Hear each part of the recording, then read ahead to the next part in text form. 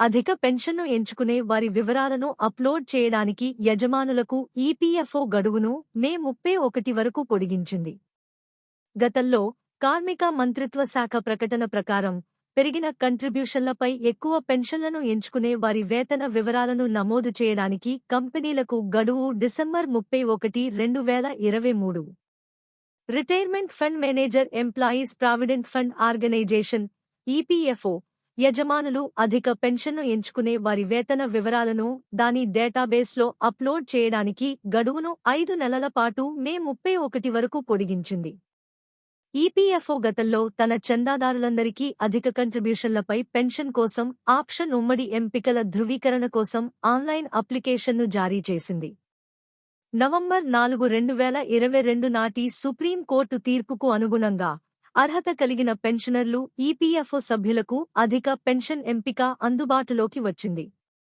Online application system ఫిబ్రవరి 26, 2023 నుండి అందుబాటులోకి వచ్చింది. గడువు మే 3, 2023. అయితే సిబ్బంది ఆందోళనలకు ప్రతిస్పందనగా అర్హులైన పింఛనుదారులు సభ్యులకు దరఖాస్తులు దాఖలు చేయడానికి పూర్తి 4 నెలల సమయం ఇవ్వడానికి గడువును జూన్ 26, 2023 వరకు పెంచారు.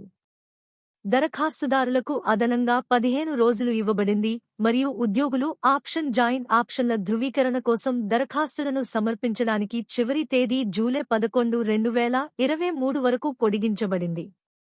జూలై 11, 2023 వరకు పెన్షనర్లు సభ్యుల నుండి దాదాపు 17.49 లక్షల దరఖాస్తులు అందాయి.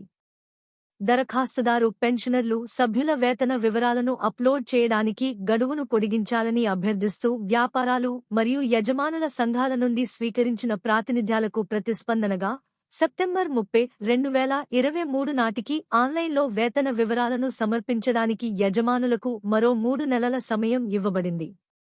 యజమానులు మరియు యజమానుల సంఘాల నుండి అదనపు ప్రాతినిధ్యాలను అనుసరించి గడువు తర్వాత డిసెంబర్ 31, 2023 వరకు పొడిగించబడింది. నివేదిక ప్రకారం ఆప్షన్ జాయింట్ ఆప్షన్ల ధృవీకరణ కోసం 3.6 లక్షలకు పైగా దరఖాస్తులు ఇప్పటికీ ప్రాసెసింగ్ కోసం యజమానులతో కూర్చున్నాయి.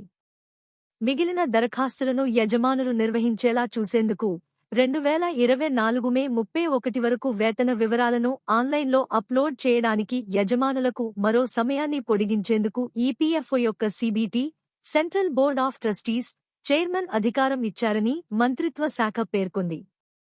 మీకు ఈ వీడియో నచ్చితే లైక్ చేయండి మరియు షేర్ చేయండి. ఉద్యోగులు మరియు పెన్షనర్లకు సంబంధించిన తదుపరి వీడియోల కోసం దయచేసి మా ఛానల్కు సభ్యత్వాన్ని పొందండి. ధన్యవాదాలు.